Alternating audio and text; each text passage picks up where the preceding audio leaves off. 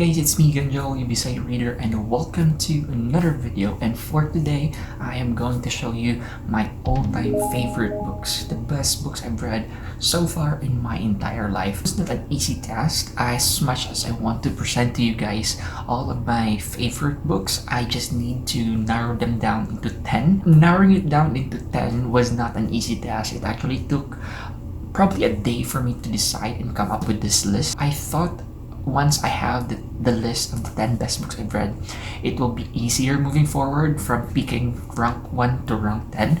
I was definitely wrong. Reasons why I chose these books are based on my personal preferences, the books that really stuck with me months, weeks, or years after reading them. I already made a very similar video like this probably when I started my channel a couple of years ago. You will see that list and this list will have completely different composition of books, and that is because I myself have evolved as a reader. So I hope you guys are excited because I'm really excited to share these books to you. So as usual, we are going to start with the 10th best book I've read, the best books I've read in my entire life. We're going to go with, or I am going to go with, the second book of a young adult science fiction trilogy by Neil Shusterman, and this is going to be Thunderhead.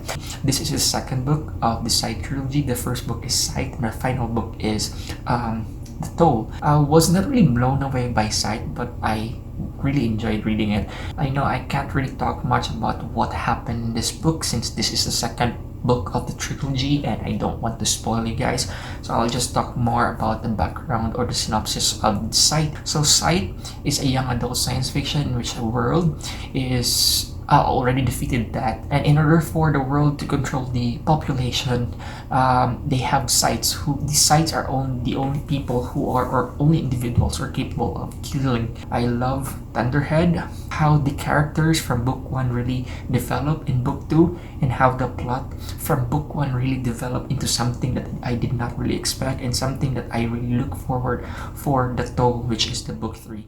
So the 9th best book I've read in my entire life, my 9th favorite book as of this moment, is going to be an adult literary fiction. It's actually a historical fiction.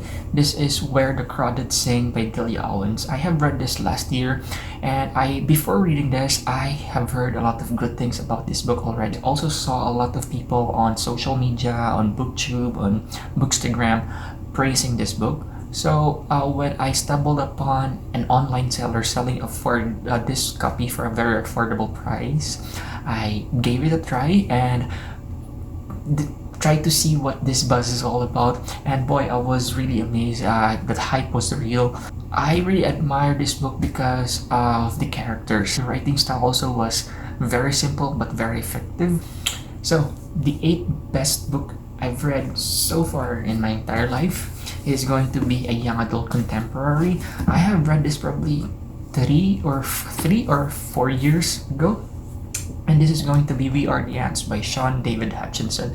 I did not really expect to pick this.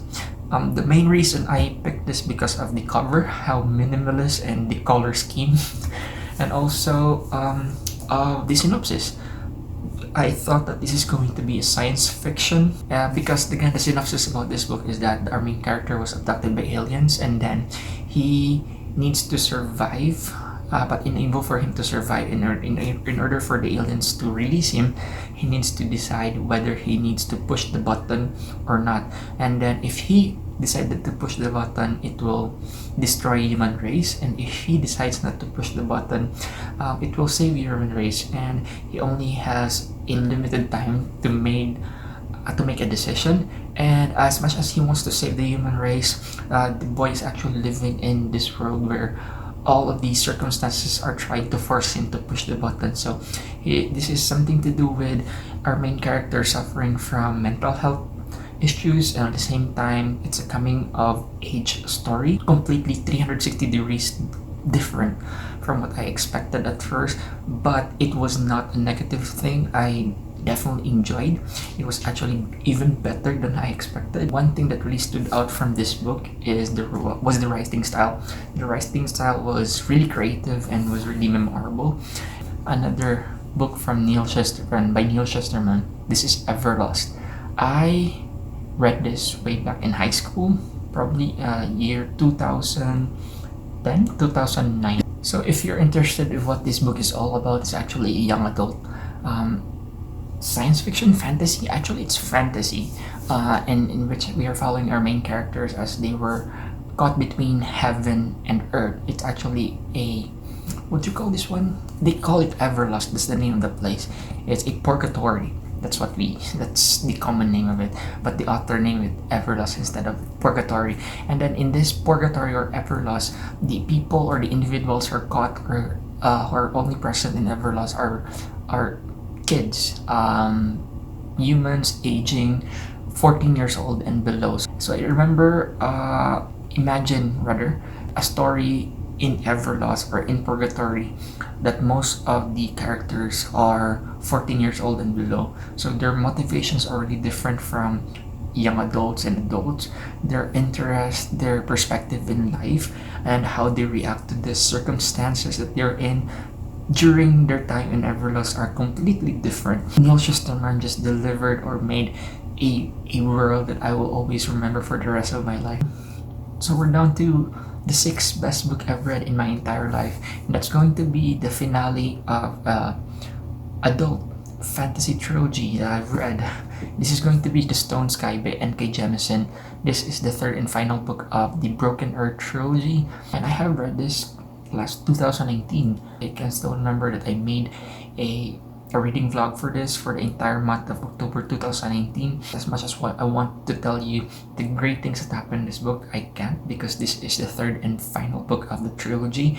But in case you want to pick this one up, the first book, The Broken Earth, is we're following our main character. She is a mother and she is out for a quest to rescue her daughter from her husband, because her husband basically killed their son and then kidnap her daughter, and she's been following their trail all across this world where it is ruined. It's actually a post-apocalyptic world where there's no more cities, no more governments, and therefore there's just only tribes. And yeah, there are people or characters that have the power, and they are called origins or origenists, or I think it's origins, which they have the ability to control earthquakes and basic control earth. It's going to be unexpected. It's going to be a wild ride, and the characters were really superb. I actually named one of my pet that I adopted, a stray pet or a stray dog I adopted last year. I named it after one of the characters from this book because he was just so special. So we're down to the 5th best book I have read in my entire life.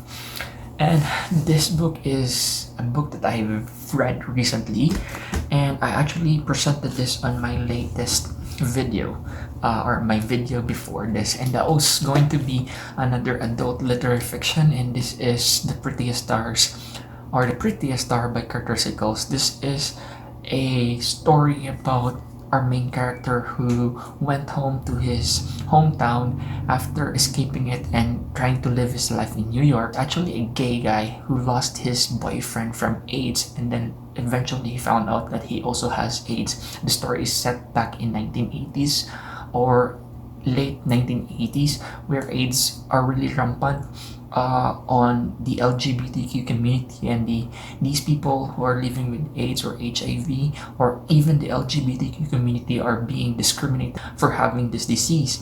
And when he went back home to his hometown to decide to die there, he was really afraid of going back, since he came from a very religious family, and this community where he grew up, or where he came from, are really not that knowledgeable when it comes to LGBTQ rights, and also this HIV and AIDS disease. So yeah, we're going to follow our main character as he tried to force himself to be accepted by his parents and by his younger sister, by the community in general, trying to overcome criticisms, trying to overcome discrimination, at the same time trying to fight for his life because he is dying. So it's really sad. It really shows how ignorance can destroy the world. The fourth best book I have read in my the best book I've read in my entire life is another book that I have read earlier this year. A book that I did not really expect that I'm going to be obsessed with, that is going to be the winner of the Pulitzer Prize last year, The Nickel Boys by Colson Whitehead. I did not really expect that I'm going to love this and going to be really obsessed with this. I did not really expect the ending, so it was just really mind-blowing. So we're following the life of these two main characters inside that institution, but again, it's a micro society. Whether you're excluded from the real society, even though you're living in a micro society like the Nickel Boys School, oppression, racism is still there, regardless of how big the society is. That's what I learned. And racism, oppression, exploitation of your rights does not come with your age. It can happen to any skin color, any gender, any age. So it was a really powerful read, and I did not really expect the ending. I place The City of Thieves by David Benioff on third place.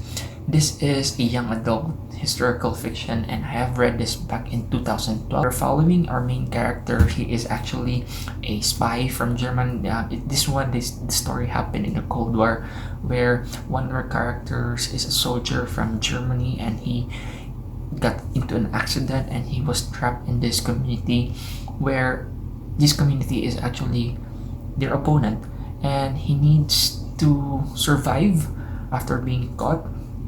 But in order for him to survive, the general who caught him gave him a task that in order for him to earn his freedom, he needs to look for a dozen of eggs in time of war, so that the general can use these eggs to bake cake for his daughter.